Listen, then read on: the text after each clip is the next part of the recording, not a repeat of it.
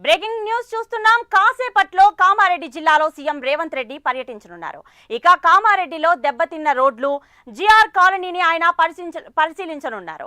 హైదరాబాద్ నుంచి హెలికాప్టర్లో లింగంపేటకు వెళ్లి దెబ్బతిన్న కుర్దు ఆర్&బి బ్రిడ్జ్ ని పరిశీలించనున్నారు. అలాగే బుడిగిడి గ్రామంలో దెబ్బతిన్న పంట పొలాలను కూడా సీఎం పరిశీలించనున్నారు. ఇక కామారెడ్డి ఐడిఓసిలో ఫోటో ఎగ్జిబిషన్ ను సీఎం రేవంత్ రెడ్డి సందర్శించనున్నారు.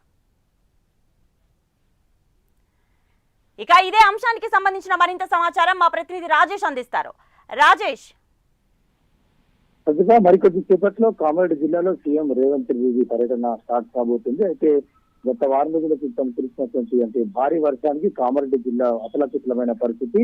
అయితే ముఖ్యంగా వరద ముంపు ప్రాంతాలను పరిశీలించేందుకు ఇప్పుడు కొద్దిసేపటి క్రితమే హైదరాబాద్ హెలికాప్టర్ ద్వారా బయలుదేరారు. అయితే లింగంపేట మండలం మోతే గ్రామానికి వస్తారు. హెలిప్యాడ్ అక్కడ ఏర్పరిచిన హెలిప్యాడ్ ద్వారా అక్కడ నుంచి 11:45 అనే టైం మనకు షెడ్యూల్ ఫిక్స్ చేసినప్పటికీ ఒక హాఫ్ అన్ అవర్ లేట్ అవుతా ఉంది. లింగంపల్లి మండలము కుర్దు వద్ద కూలిపోయినటువంటి బ్రిడ్జిని పరిశీలిస్తారు. అనంతరము గురిగి వద్ద ఉన్నటువంటి ఉన్నటువంటి ఒక పంట పొలను కూడా పరిశీలిస్తారు. అనంతరము ఇటు కామారెడ్డి పట్టణంలోని జిఆర్ కాలనీలో వరద బారిన పడినటువంటి ఇల్లు, దెబ్బతిన్నటువంటి రోడ్లు ఇవన్నీ కూడా పరిశీలిస్తారు. అయితే అకాల వర్షంతో ఇటు నష్టపోయినటువంటి రోడ్లు, తెగిపోయిన రోడ్లు, పంట పొలాల నష్టము, ఈ విధంగా జరిగినటువంటి నష్టానికి సంబంధించి కామారెడ్డి కలెక్టరేట్ లో ఫోటో ఎగ్జిబిషన్ ఉంది. ఆ ఎగ్జిబిషన్ ను తిలకిస్తారు. తిలకించిన అనంతరము మధ్యాహ్నము జిల్లా అధికారులతో సమీక్ష నిర్వహిస్తారు. నిర్వహించిన తర్వాత 3 గంటల తర్వాత హెలికాప్టర్ లో మళ్ళీ తిరుగు ప్రయాణం హైదరాబాద్ వెళ్ళనున్నారు. అయితే సీఎం పర్యటన నేపథ్యంలో ఇప్పటికే